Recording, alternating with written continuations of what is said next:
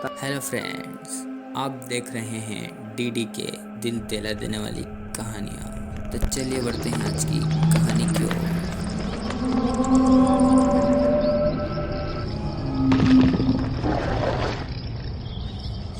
दिल्ली शहर, जो कि भारत की राजधानी है, यह शहर बहुत ही खूबसूरत और बहुत बड़ा है। यदि आप एक बार दिल्ली जाओगे तो बार बार आप लोगों का जाने का मन करेगा। दिल्ली में घूमने के लिए कई खूबसूरत जगह है।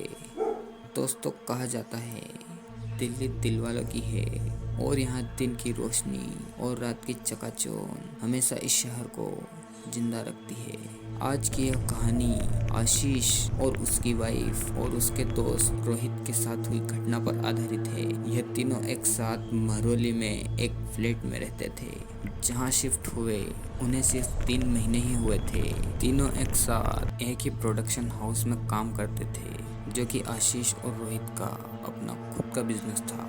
जिंदगी का हर लम्हा साथ बिताते थे, चाहे वह काम हो या घूमना। ये सभी अपनी लाइफ में बहुत खुश थे। लेकिन हर दिन सुबह 5 बजे अपने ऑफिस जाने के लिए जब उठते थे तो पूरे घर की लाइट ऑन मिलती थी। फिर एक दूसरे से सवाल जवाब करने से एक ही नतीजा निकलता कि उन तीनों में से किसी ने भी लाइट ऑन नहीं की। इस अजीब घटना की शुरुआत आज से 3 महीने पहले हुई थी।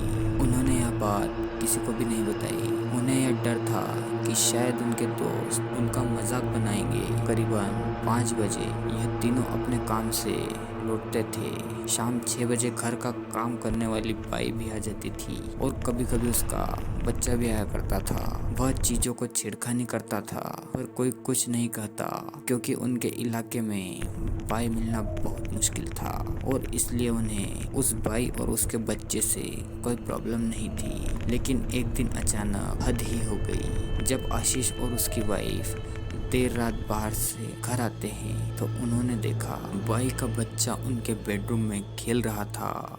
तो उन्होंने सोचा वह पड़ोस में काम करने गई होगी बच्चे को यहाँ छोड़कर। पर आशीष की वाइफ को इस बात पर बहुत गुस्सा आ रहा था, क्योंकि अपने बच्चे को घर पर लाना तो ठीक था, मगर उसे यहाँ खेलता हुआ छोड़कर किसी दूसरे के घर काम पर चले जाना, यह उन्हें बिल्कुल पसंद नहीं आया। दोनों ने 1 घंटा इंतजार किया। फिर वह पड़ोस में गई बाई का पता लगाने, और पड़ोस से उनकी बात सुनकर वह शॉक हो गई, क्योंकि बाई आज नहीं आई थी। फिर दोनों घर गए और उन्होंने देखा बच्चा पूरे घर में कहीं नहीं था। बच्चा आखिर गया तो गया कहाँ? फिर उन्होंने ज़्यादा नहीं सोचा, क्योंकि उन्हें पार्टी में भी जाना था। फिर रात को रोहित लेट नाइट शूट करके आता है और देखता है पूरे घर और बाथरूम की लाइट ऑन पड़ी थी। उसने बाथरूम का गेट खोला और देखा पूरे बाथरूम में खून फैला हुआ था। वह डर गया। फिर डर के मारे मेन गेट की तरफ भागा। तभी उसे उस बच्चे की आवाज आई और उसने उसे बोला, बेटा तुम यहाँ क्या कर रहे हो? बच्चा कुछ नहीं बोला और धीरे से मुंह ऊपर उठाकर मुस्कुराया, लेकिन उसकी मुस्कान में अजीब सी बात थी जिसे उसने कई राज छुपा रखे हों। वह डर के मारे बाहर निकल गया और आशीष और उसकी वाइफ को भी बुला लिया। फिर वह तीनों एक साथ डरते डरते अंदर गए। अब रात के करीब 12 बज रहे।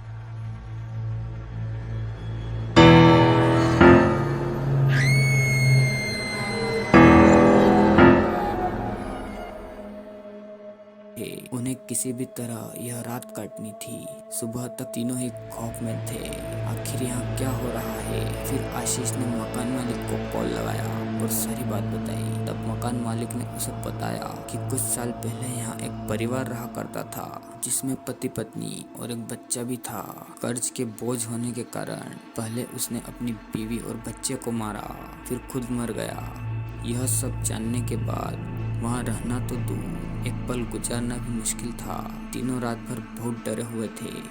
फिर जैसे तैसे उन्होंने वह रात गुजारी और अगले दिन जब काम वाली बाई घर आई तो तीनों ने उससे एक ही सवाल पूछा, तुम्हारा बेटा नहीं आया? फिर वह बाई पहले तो 1 मिनट तक चुप रही और फिर बोली कि साहब, मेरा तो कोई बेटा ही नहीं है। तीनों यह बातें सुनकर हैरान रह गए। तीनों के होश उड़ गए। रवि ने एक बार फिर कहा, क्या सच में तुम्हारा कोई बेटा नहीं है? काम वाली बाई ने कहा, नहीं साहब, मेरा कोई बेटा नहीं है। यह बातें सुनकर तीनों के पसीने आने लगे और आशीष की वाइफ चक्कर खा के तुरंत गिर गई। अब तीनों समझ गए थे कि उनके फ्लैट में जो बच्चा था वह कोई आत्मा था। फिर तीनों अगले दिन वह फ्लैट छोड़कर दूसरी जगह चले गए।